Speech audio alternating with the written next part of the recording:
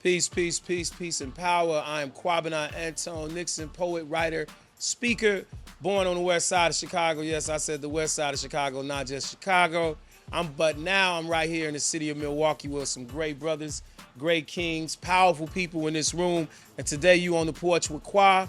We in the in G's Alexander Lounge. We are about to have a conversation, and we are here is Black on Purpose. So let me welcome everybody to what we say. Welcome to Black on Purpose. Everything we do has a purpose: to push Black culture, Black lifestyle, and specifically this conversation for Black men. So let's give it up a round of applause, man.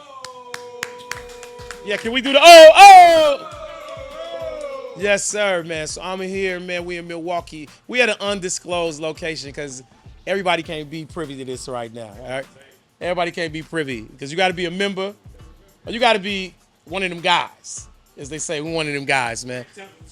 Hey, all of it, man. So I got some good brothers in the room. Black on Purpose. I am honored to work with the league, and right now we're having conversations around the country with Black men on what is Black on Purpose. When I think of Black on Purpose, for me, my main thing is just showing up. As a Black man in America, they say commitment, they say we have resilience, they say we have perseverance. But for me, man, it always has been about showing up. Where you supposed to be there. Let go of what happened, get back up, and just get there. I know that ties into resilience, but for me, it's always about showing up. And in this room, thank you guys, you brothers. You have a busy day. All of you, I know you personally. So just for you showing up, man. So that's good for me. So, Kings, we going to start this conversation today, and we talking about our sisters, our women. If there's any women out there that's going to be watching this and hearing this, when we say talking about you, we are not bashing you. We are not against you. We are not, I'm your enemy. This is not pro man against woman. This is conversations, cigars, and cocktails. So if you do see scotch, if you do see alcohol, if you do see bourbon, if you do happen to see bourbon, that's a part of it. So if I can get this going, man, when you get the mic, introduce yourself. And also this, be unapologetically honest. Really, because most of us are Generation X's in here. I want us to be honest because somebody gonna watch this. Some young man gonna watch this. Some woman gonna watch this and she needs to know how we feel. We may affirm her. We may say, step your game up. We may tell us stories about our moms, our families, etc. But it's not to harm, it's to help. And last but not least, do not let your healing be on the back of somebody's brokenness. Don't let your healing be on the back of somebody's brokenness. So with that being said, if I can pose this question, what in your image is a strong Black woman? And when I say that, give me a quick description, or it can be an individual, or give me the traits of what a strong Black woman is to you in that term. Anybody? So, Qua, you coming out with fire out the gate, huh? Yes, sir. Out the gate. Okay. Linnell Ramey in the building. The traits I think about, real talk, is a strong Black woman for me is recognizing, one, their trauma. They have no qualms about speaking to it. Because when they recognize their trauma in the current situation, they understand what's going on in the now. So their past still exists. They haven't eliminated it. They haven't put it in the grave. No, they understand it. They recognize it. But they understand and recognize it in the now. Because the now is how we walking, how we moving, and then how we actually deal with day-to-day stuff. So, for me, my mother was the epitome of that. Like, I didn't learn some of my mother's trauma until I was a grown man. But when I was grown enough to hear it, but she said, but we today. So regardless of what it was, we today, and I'm walking through that, so let's walk now. So that's how I look at it. Like, a strong Black woman understand what they went through, but they bring it to the now, but they don't put it on my shoulders. So my mother went through what she went through, whatever that looked like, feel like. It wasn't on my shoulders as her son. She just made sure I knew it and understood it so I could proceed and advance as a young black man. So, Not making you carry it. Am I right? Am I saying that? Like, because if I had to carry my mother's struggle, fam, I'd have knocked everybody out I walked through. okay, If I had to carry my mother's struggles, okay, I couldn't deal with certain things I'm dealing with now.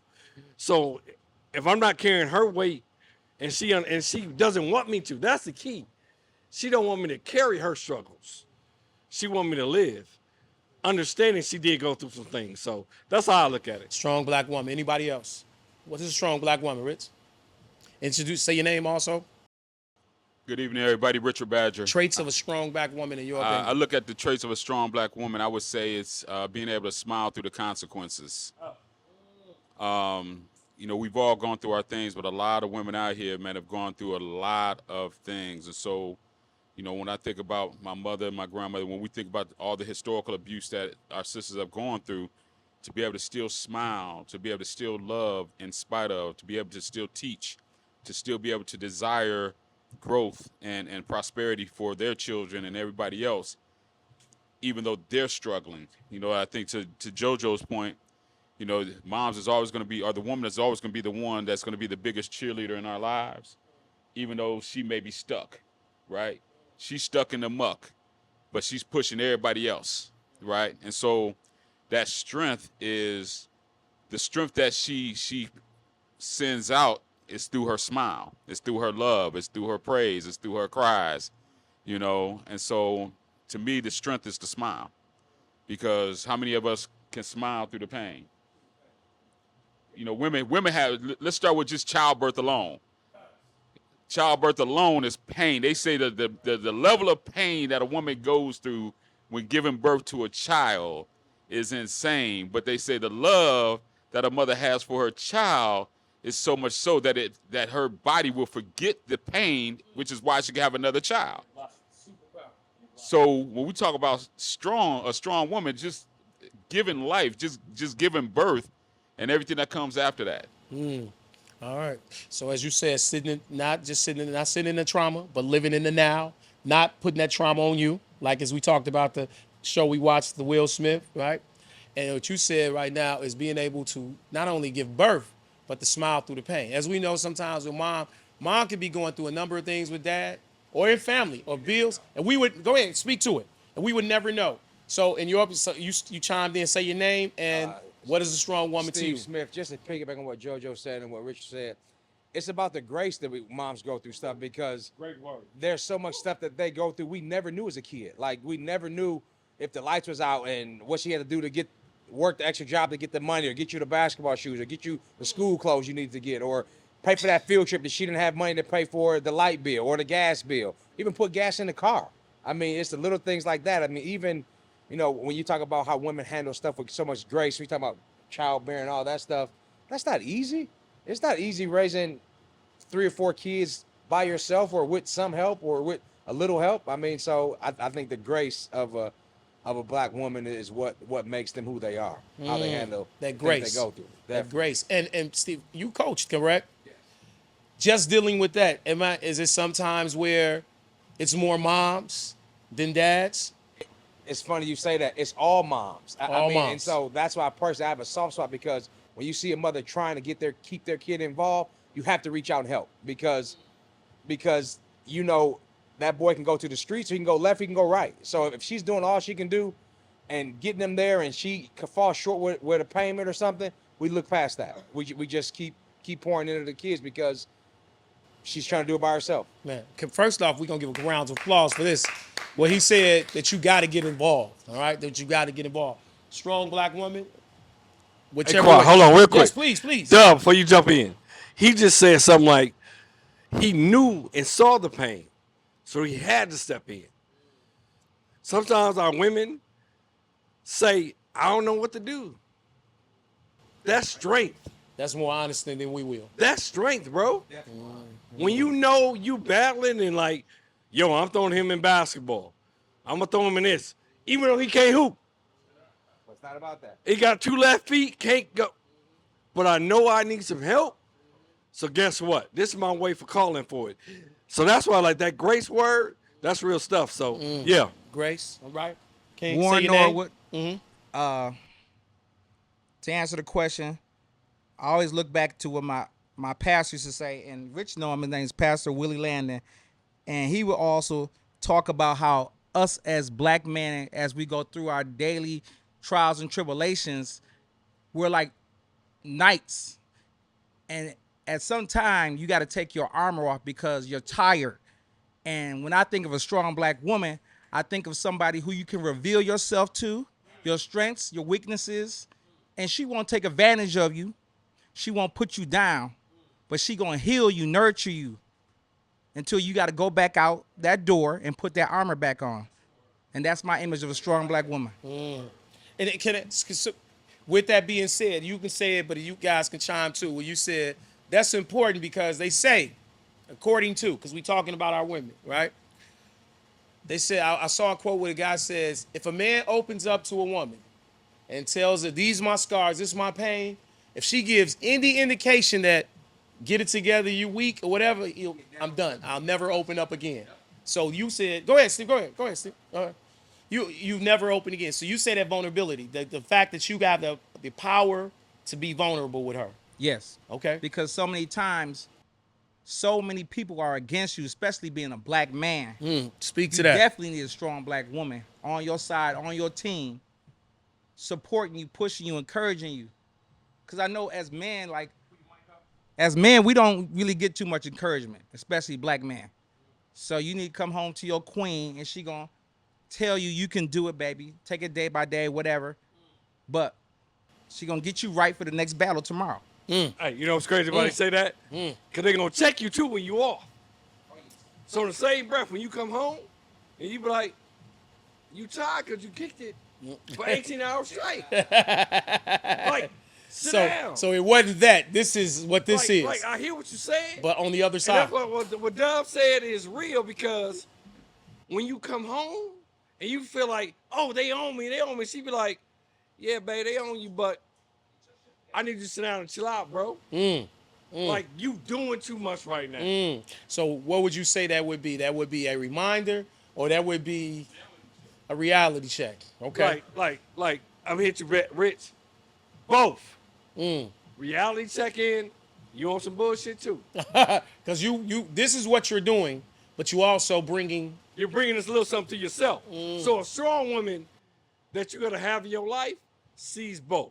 Like, so my mom was that, but real talk, my wife that. Is that close to why that relationship can be? Because this is what you saw, and that question gonna come up too about because how we choose. Because they say, and they say, we marry our mothers, or we find something similar, even in our trauma. We find something similar to that. And everybody ain't talk about a man's trauma. Our trauma get buried. Like, our trauma we talk about, but we're expected to carry it a different way. Compared to how you said with your mom. Like your mother, a woman, like, y'all, she went through this, she went through that with that. Us, that shows a level of weakness that we can't speak to. To what he said right there. Bingo. She give you your armor. Put your armor on. You at home, you can take it off now. Take it off, but Okay. you're going to take it off. I'm going to make sure I fix the weaknesses, the scars you had underneath that. I'm going to make sure I take care of that. That's in a strong woman. That's what you see as a strong woman. Because then, in the same vein, they're going to be like, okay, before you put this armor back on and go to the world, don't do this again. Don't do this again. The reminder. Give you that shit, but put it back on, go get it. Okay. So, All right. Tone Reese and G, as we come in, my good brother G came in. And listen, each question we can and can't answer, don't worry about everybody got to answer it. If you just say they said it, it's all to the good. But do this too, man. When we hear something, and you know I ain't a finger snapping dude, I like to say, oh. But I will say this. When you hear somebody drop a jewel, like the brother Steve said, grace. I'm going to take that with me in some places. He said grace, right? Man, when you hear that, give it a clap or something. I don't care what it is, all right? Tone Reese, in your opinion, what symbolizes or what are the characteristics of a strong black woman, of a strong woman? I have to think about when you ask that question, it's a vision that comes into my head, and it's my grandmother. Can we give it up for grandmas? You know what I'm saying?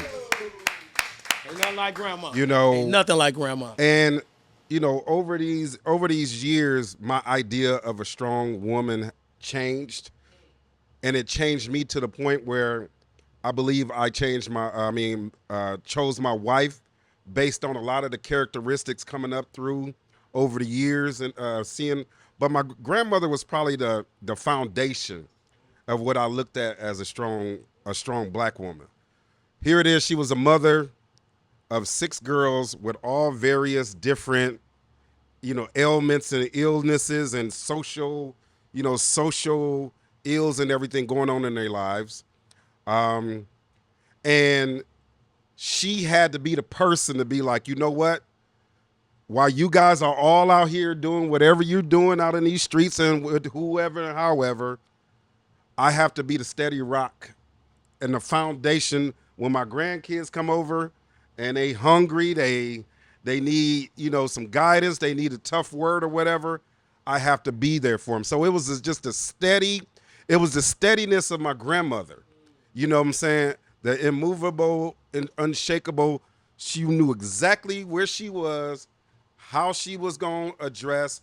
And, and I think for me, it's just, I think when I think of it, somebody that consistently is a strength in your witch. You know it. You like, okay, stuff going wrong out here.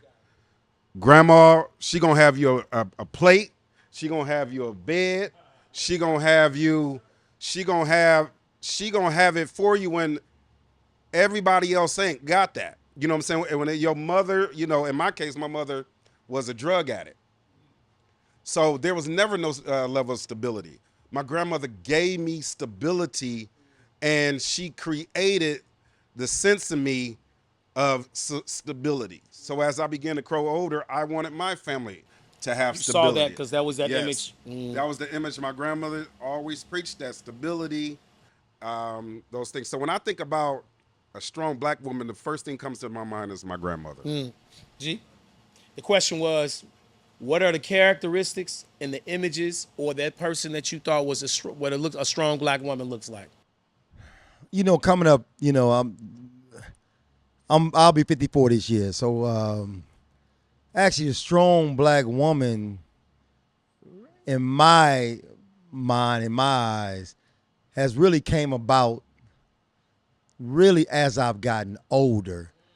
It wasn't so much a thing as a strong black woman, at least in my eyes, back in the 70s and 80s and some of the 90s when I was coming up. It was women that was taking care of their homes, women that was being helpmates to their husbands. But now, as society has gotten to where it is right now, where a lot of the men, we have had some men that has really been had a lot of challenges, life's challenges, and just has not, in some cases, stepped up to the plate, some might say. So now women now has been forced to fill those roles, so strong black woman, that wasn't a thing. It just wasn't a thing, at least as I look back. Right.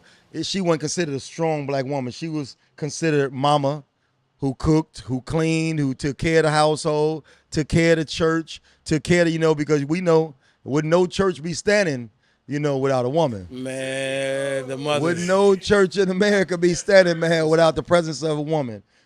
So in my eyes, strong black woman today is a woman that's really taking care of their house, really putting her family first, being, that helpmate to her husband, to her man, and just being there for, the betterment of her community and her surroundings and her household. So when we went through, we got several things. You said she didn't. Oh, Wally, if you want to chime in, okay. So we said a strong woman. So we said not putting her trauma on you, because we admit that our mothers, our family, our women, historically have been through trauma. All right. Imagine being whipped, but imagine someone knocking on the door and they can get your 13-year-old daughter because they feel like it's time for them to have sex with her. Simple and plain. Mama has to stay. A father may run from the plantation historically, but mother stayed. Mother was not going to let them take children. She did whatever she could. Then we also said, well, Rich, you came in where you said giving childbirth, right? The fact that she has the strength to give a child, not just to have a child, but to have a child, the strength to say, I have another one. And after all that pain, still provide for each and every one. Steve said the most powerful word, grace. Through everything is grace. Tony Reese spoke about grandmothers, and my good brother said she helped you with your armor, because a black man got to have his armor. You go out. And G stated that it wasn't what I saw as much as what I'm watching now, because as the barber, what you're seeing now, like with sports, they just bringing them in, hey, my son needs, right? So with that being said, I want our first question. You know, when we kids, ribbon is a part of our growing up, especially in the black culture, right? That is a part of us, right? Some days now when kids get the cracking jokes back and forth, they call it bullying. I'm not dismissing it. But what we called it was like, oh, you said that about me, wait till I get to school tomorrow. That was our way we dealt with it, right? Actually, it produced some of the great comedy that we have, right? That we seen, right? Your mama jokes, right? But from everything you just went around this room saying about mama, the trauma, the unconditional love, the everything we do, right? There are some jokes you can crack about dad, but there's some jokes, right? So let me say this. I'm going to ask the question. Talking about somebody's mama is one of the oldest and fastest ways to catch a beat down.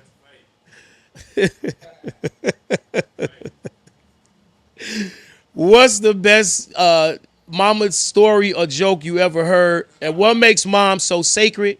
And why do you think we don't hit the same about dad jokes? So let me put it in this context. Somebody say, like now, like remember you say, oh, you ain't got no daddy, right? I'm just saying. I can't speak for everybody. You be like, man, nah, whatever. But somebody say, or you say, your daddy was drunk outside. I saw your daddy drinking, right? In Chicago on the west side, Cicero is where the prostitutes hang out. Somebody crack a joke and say, I saw your mama on Cicero move furniture.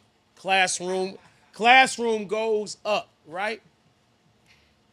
Why is the mama joke? I mean, even if ribbon, but you can't get to a point if you say something about somebody's mama. Like right now, we grown. And you say something, man, you got girlfriends, you got wives, right? You can't disrespect my wife, except so why is the mama for us so sacred and to not touch? You know, that's a great question. The craziest thing though is, so I grew up on 33rd and Hour, right? And you know, we're talking about early 80s. And on my block, we had one of the biggest drug dealers in the city and one of the biggest pimps in the city on my block. And the one thing we did not do was talk about one another's mama. Like Off limits. it was taboo, man. Like, you know, in the 80s, man, there was shit that was just taboo. If you was gay, you didn't talk about it. If you were, you know, like there was just certain things you just didn't do. We didn't talk about one another's mama. Now we watch Eddie Murphy Delirious and crack all those jokes, you know, repeat those jokes, but it wasn't a direct aim at anybody's mother. You know what I'm saying? Or we'll hear jokes and shit that, you know, at school or whatever, and we'll bring it back to the block. But we never took aim at anybody's mama. Why? Now we'll talk about your sister, Why your brother. Mama? Why not mama though? Cause man, mama's sacred ground, man. Mama is off limits. Mama's off limits, man. That's sacred, bro. Like you can talk about anybody and everybody, but you're not gonna talk about my mama or my grandmama. Don't say my mama. Don't say that about my mama. Nothing about my mama, man. Anybody else? Why you think mom is so sacred? So you said, I don't care. The biggest drug dealer on the block, the biggest pimp said, first off, no matter what we doing, whatever fight we having, it was an unwritten rule. And don't say nothing about my mom. At the end of the day, moms gave you life. Like, I think we all feel that in our heart, right? Mom was the nurturer. At the end of the day, like, and depending when you grew up, right? 70s, 80s, we came home with some drama. Moms always protected you in multiple ways. Like, regardless, even if it was pop sometimes. Let's talk to that. Wait a minute. Mom is off limits even if it was pop sometimes. Talk to me about that. And my pop was the real one, like, because drill sergeant, South Side Chicago. Like, masculine. Like, listen, bro, like, ain't no crying. Like, you know, my pops told me this story, never forget it. He was growing up. He ran to the crib, hit the door, knocked on the door, like, open the door, let me in. Pops opened the door. Pop said, what's going on? yo, them 7 dudes out there in the front of the house, they want to fight me. Pop said, you better go whoop all their asses. Mom's like, you better move and let my baby in the house. I'll go out there and deal with that. Because there was a different, like, connotation. Mom's nurturing, you always felt. Like, and like, I don't think people really realize the science around that. Like, when you were birthed, like grabbing the titty milk. Because that's what you are for. Like, Mom. the hug. Yeah. Like, this is my baby. Pop's like, this is my boy. A little different, right? Mom say, this my baby. Pop Like, say, that's this my my boy. Like it both mean a lot. But it's, Both it does, hits but it's a little different. It hits Like, different. we ain't finna talk about that one that gave me life. That was the protector, the nurturer, So and all even that. if dad, so before I go to UG, even if, so you said, but I gotta push you. You said, even if it meant protecting you from dad, mom is like, this my baby. Because it came back to I gave him life. Like, I pushed him out. Back to what Rich said earlier. Like, through the pain that I went through to bring him out, I'm going to continue that pain for him, for my child. Like, and that's why, like, I'll tell people in a heartbeat, that's why a lot of mothers identify as mothers more than even as wives. Because they gave life. They gave life to them children. Like, that's a different vibe that even us, like, even though we fight it, argue, like, well, I helped bring that life. Yeah, I pushed him out. I held through it all. I had 9 months. They told me I was going to die on that thing. They cut me open to bring him out. Like, that's a little different. And that's why I feel like, nah, you can't hit moms. Plus, I also feel like Pops was always stronger. So if you said something about it, he'd be like, I don't care. He could Mom take be like, what Mom- they say? Right. Like, hold on. Like, Mom- so it's a little different. I get you. Yeah. G, go ahead. Well, you know, and JoJo touched on it. But from birth, how we are all constructed as men and how women are constructed as women, from birth, we really realize that we are men, or young boys, we are supposed to protect the woman. I don't know where things went wrong in today's society, but we knew growing up that boys don't hit girls. Boys protect their mom at all costs. You know, so I mean, I think it just goes back to that. We knew we were stronger. We knew that we were men, and women were soft and sensual, and that's why ribbing on moms wasn't an option. Right, like, hey, you know what I'm saying? back We up. didn't do that because we grew up protecting moms. Whether we realized it or not, it was a sense of protecting that woman. Go with my mom. I mean, it's not natural for a guy to hit a woman, but it's natural for a guy to hit another guy. That's why boxing is the way it is. We watching the you sport know, of- it's the a sport of- sport. yeah, It's yeah. a sport. Yeah. But it's not natural for a guy to hit a woman. So you It's not. automatic- You going against you going the against grain. everything You we going know? against how you was really formed. Yeah. Right. To piggyback off what you Go said ahead, about, please. I'm sorry, I mean, No, you good. about, you know, mom gave us birth, so that's natural protectors. Think about you as a boy. I know when I was a boy, I couldn't wait to pump gas for my mama. You know what I mean? When we was a little boy, like when you were old enough to pump gas, when you got a chance, you ran out quickly to go. It's almost, that's a rites of passage. It's a rite of passage. Right. It's just like you said, when you protect their moms, it's just because it's mom, man. She gave birth. I mean, and when you said protecting from dad, I think the reason why that is because dad's always gonna give tough love because he wants you to be tough. He wants you to be a boy. Mama gonna give you tough love within reason. Like I go out there and fight for you, but you just stand by me. It's tough love, but it's within reason. So, and dad is just gonna give you the tough love because he know what's facing you. He know what comes on down the road for you in life. So it's gonna be covered. And go ahead. No, let's go to Wiley. Let's go to Wiley. Let me go to Wiley and then I'll come to you. Go ahead, Wiley. On the fact, and remember we stayed with that question was with moms. Why is that mom so sacred? Or women, period. I think because I'm a little bit younger than everybody, so growing up, moms was off limits because we knew the struggle she was dealing with at home. We knew. You say my mama a crackhead, well, shit, she Which is, she and can I might say be. this? And You know what I'm saying? before you go any further, because now Wiley did make a major shift because we was dealing with mamas in houses. Now they coming from the era of crack, and that was a serious thing in our neighborhoods of your mom being on drugs, etc. Go ahead. Yeah. We knew what mama was dealing with. So, we seen the struggle. We knew maybe she was struggling with crack, or maybe she was, putting Crisco on our legs and face because we ain't have Vaseline and shit. So, Hey, like, we knew the struggle. So you better not talk about my mama. You know what I'm saying? So, I think that's why in my era, it's still off limits. It's still off limits because in the classrooms I go to now, they will go left, right, crazy. And I even seen this where they might be disrespectful to their mom. They will individually. Like you can't. You say like, G and me, we brothers. Me and you can argue, and I can say something out of pocket, but he can't. You know what I mean? You can't say that. All right? Go ahead, King.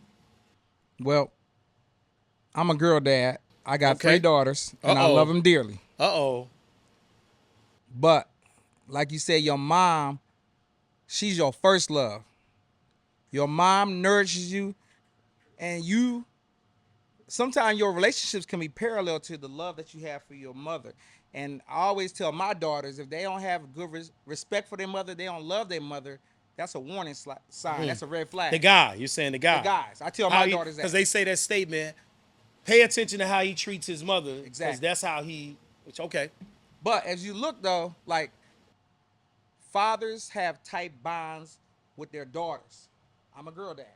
And mothers have tight bonds with their sons because they just adore their sons. I mean, they love all their children, but their sons, women adore them. And I think that's the reason why. Yo, Dub just hit something that we don't talk about. I think mothers actually understand we're an endangered species. So as a black man is being born, I kind of feel like dads experience it already. So to like Steve's point, I'm gonna show you how to deal with it. Mom's like, I'm finna protect you from it. Because that's what they've been doing. Because it's a scene in, if you ever saw the Miss Jane Pittman story. Anybody ever saw this movie, the Miss Jane Pittman story? When the child was born, the mother, they passed them to all the women.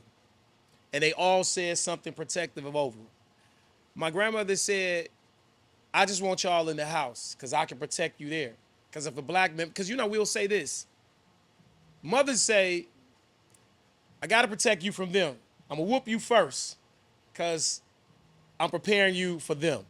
So she going to hide you. Women always hid us doing slavery. They hid us doing X, Y, Z, right? When Linnell said, he spoke on, mama know daddy know I got to help you, but mama know I got to nurture you. Is that this thing too, as you ask, which, because they say the saying, she love her sons, she love her daughters, she raised her daughters, but she love her sons. Which can be because daughter is getting prepared for the world, in a sense. Son is getting loved. What you do? The baby don't come home with you, the baby go home with, all right? Right? Go ahead, Rich. I mean, I definitely think that the historical traumas play a part in that. To your point, that mothers raise their daughters and love their sons. When you think about like the Willie Lynch theory and all that stuff, and how so black mothers, they essentially were trying to raise their sons to be more docile, so there was less threatening to the slave owners, so the slave owners wouldn't be encouraged to take them off the plantation. If they were too strong, you didn't want to have a mandingo. The mom didn't want to have a mandingo, right? And so the slave master, in order to check everybody, would take the strongest male, tie him up to 4 horses, slap the horse on his ass, and rip the brother apart. And the mother's watching this, right? So the black mother, the black enslaved mother, now has to teach all her boys, her enslaved boys, how to be docile.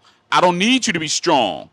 I need you to be strong in spirit, but I need you to show some meekness, right? And so I think the mother's love for her son is because she thinks that love is going to be temporary, more temporary than with the daughter. Do that, but can I ask y'all this before I go to the next question?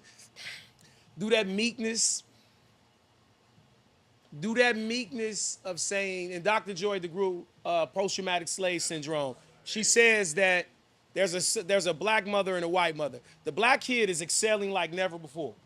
The white kid is doing so and so. The white mother says that, oh my God, your son is doing so well. I wish my son was like yours. The black mother immediately says, girl, he's a headache. Girl, he's trouble. And girl, you wouldn't know. That was her defense mechanism, like quietly put down, like, don't let them know how. Don't what? Say that. I got to protect my baby. I gotta protect. Could you, Steve? Go ahead. What you say? No, Talking to Mike though. Talking to Mike. Said to let him know that don't let you know how good my son is. That's the bringing back on what you said, being docile, just for the protection and for the covering that the mothers give To save, right? to save them. Do you guys think that plays into the raising and the rearing of mothers now and what we dealing with? Like you just said, they got to be strong. If you tell a child long, you know, he's bright, he's smart, right? He is articulate, he's intelligent. Hey, tone it down a little bit. But Do you? I'm asking. Do you no, guys think like, that but deals think with the about rearing? like the history, like, and like Rich put it the best way. Like, post-traumatic slave disorder is real. We don't talk about it enough, but that's innate for mothers. I know I can lose my son Right now, right now. Trayvon, Like, all we dealing with right now. Go ahead. Yes. so you have to really pause and be like, and it's a double-edged sword. Cause then sons start to tone it down. That's what I'm asking. And then shit, like, I don't feel smart enough. So I'm gonna be tough enough though. I can be tough. Cause tough you but I can't take be from smart. me. I can be tough. Smart you'll take from me because you'll be like, you still a what? You're a black man walking on this earth. So you ain't smarter than whatever. But the mother knows, like, dog, I'm hoping if I tone that down enough, you can still walk through safely and make it to, as we used to say, the promised land. But the problem with the docile son is you keep it off long enough, it stays off. You turn it off, If right? you turn it off long enough, it stays off. And then, like you said, you go from thug or you don't want to be smart. It's easier to be a thug than be smart. That's why. Because our daughters can stay in the house. If you got a daughter, your daughters can stay in the house. A boy has to go outside. There's a fight you have to have. There's a block you got to walk down. There's something you have to deal with. And we told our boys, like, so Dub got 3 girls. So I'm blessed. Like, me and my wife together, blended family, 8 children, 1 deceased. But we have 4 boys, 4 girls. The boys were taught what? Protect your sister at all costs. All costs. All costs. So my daughter growing up had 3 brothers. They knew one role. Nothing but it ever happened to my baby girl. Ever. Which means, what? You had to go down for them. Mothers knew that. Mothers knew the boys were going to go down for the situation. Okay. Scary, bro. It's scary. Okay. So my question now is caregiving. We speaking to mothers, right? We speaking to women, right? All of us, I think, I don't know of everybody, but you've had girls that you grew up with who were like, that's your, like, she got me. Like, she would help you in your worst time. Nothing that was, is platonic. It's strictly platonic. Like, I have girls I grew up with, they are literally my sisters in Chicago. Like, we grew up together since we were 10. These are like my real sisters, right? If you go back in your lifetime, we speaking to mothers, women in our life. The question is, who was the most reliable caregiver in your early years? Who do you think would be your most reliable? I'll be transparent. My mother didn't raise me. My grandmother raised me. My mother battled with drugs my young life. So even when we talk, I talk with my mother in reference to my grandmother. So for a long time, my mother and I were like sisters and brothers. I didn't call my mother mama until I was 30 years old.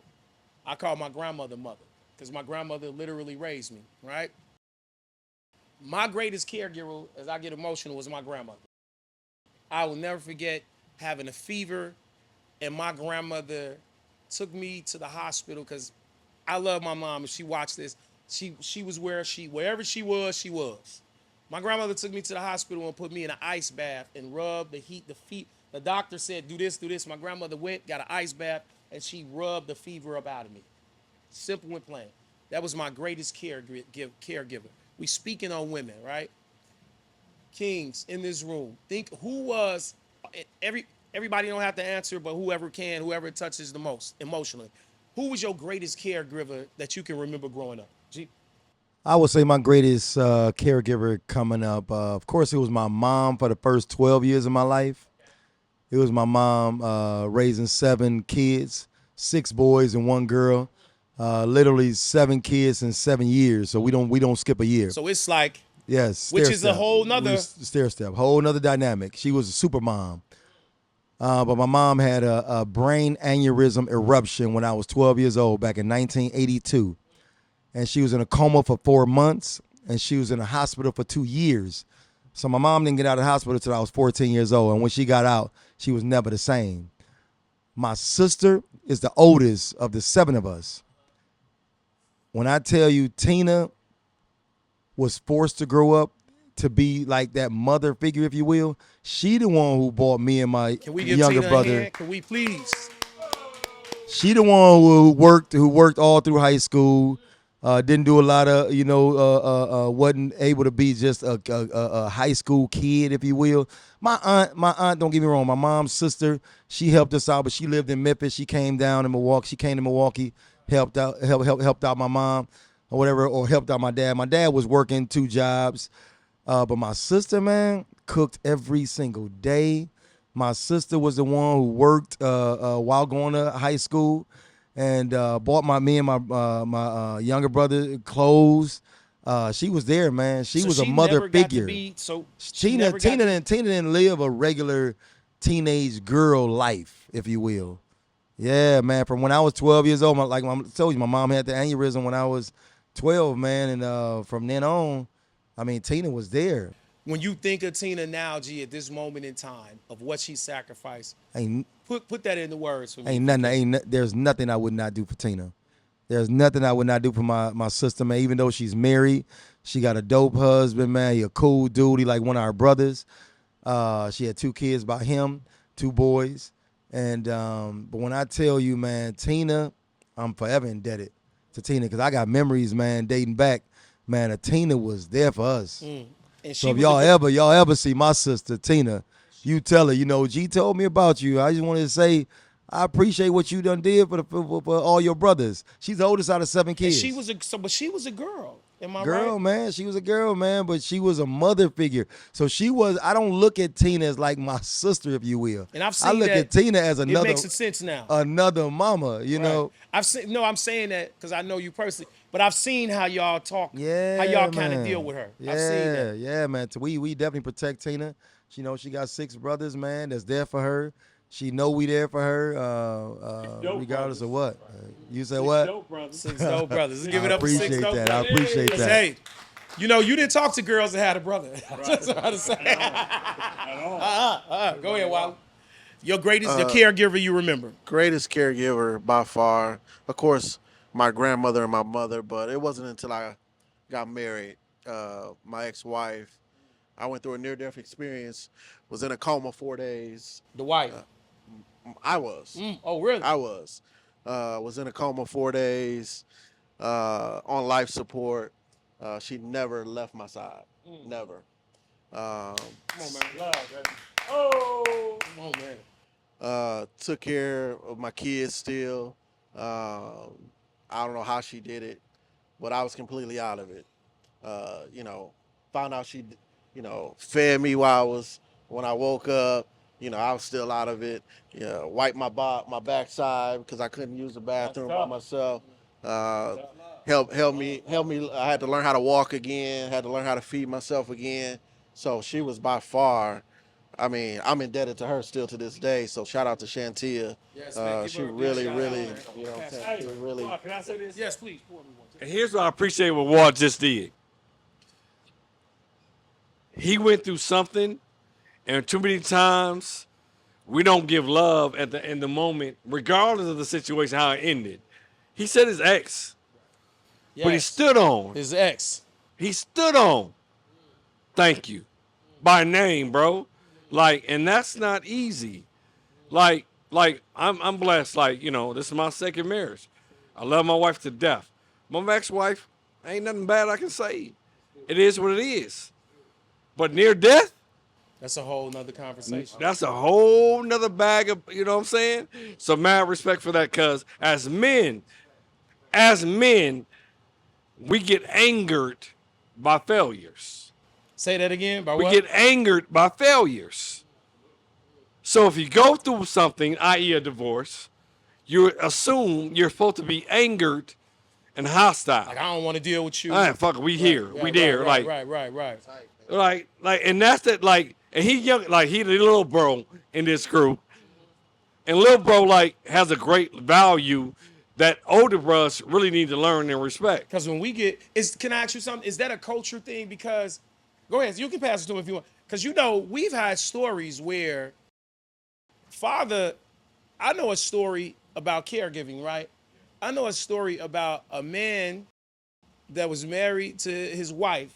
When they separated, his new wife moved in, and his wife, who was going through something, he moved her upstairs. And they ate dinner together regularly, right? And I was as a young boy, and I was like, please. But as I was a man, and I hearing that and understand, culturally, I think as black men, especially with our women, I think we was talking, you said, in a Real Men we had, where you said that mama may have known what was going on, but she's like, hey, he taking care of this house. So she put aside, you know, the cheating, the infidelity. Yeah, your daddy might be doing this, but he taking care of this right here, which, again, if you want to say grace or you want to say the big picture, right? Do you think that's, before you answer, well, answer that, and then I'm going to go back to you guys. Do you think that's culturally, too, as black people? Our mothers, our women, they'll say, I can put that to the side and deal with this right here, because this is the bigger picture. My son needs a father in the house. So you can do whatever, but you're going to be here for him. I think it goes back to slavery time. Go ahead. Because the man being taken out of the house, when the woman had to defend for everybody. She had to defend for the whole house. So it's the post-traumatic slavery issue. And then so it's just a cultural thing. I think it is a cultural thing just based off what we've been through as a people from hundreds of years ago. So it's just kind of embedded in us. That's what I mean. It's a part of who we are as a black culture. Okay. Right. Good, better, and different. Rich. And then I'll So, come over to you, King. so with the question pertaining to caregiver, I share G sentiment. It's my sister Terry. She was like a second mom. I mean, she's only a little more than 3 years older than I am, but she stepped up. Like when it came to education and all that, she's the one who taught me how to read. She was a big sister, but wanted to be grown, right? So she always had like this grown type personality. Man, her leadership, she was always a leader, right? And so it was she taught me everything, how to write cursive. Like my penmanship is stellar to this day. You know what I'm saying? How to read. She's one of the smartest people I know, and she supports me to this day. Anything and everything that I've ever wanted to do, she's always been in my corner. And I'm saddened because we've been beefing since March, man. And so when we talk about ex-wives and all, and like that's a whole trauma experience, right? And divorce is a trauma experience, and it was a trauma experience for the whole fucking family. And it came to rear its ugly head. And so my sister and I, we haven't talked since March, and it's killing me. Your sister. My sister. Because I only got one. You know what I'm saying? It's just me and her. Yeah. And I'm talking about we the true Bonnie and Clyde, man. Like that is my sister called me even right now. I ain't talked to her. She called me right now. If something wrong, I'm there, Johnny on the spot. But I like to G's point, man. I treat my sister differently, man. She's held to a higher regard in my mind. You know what I'm saying? I don't care how the world can see her however they want to. But I see my sister as an additional. She's almost like a second mother to me.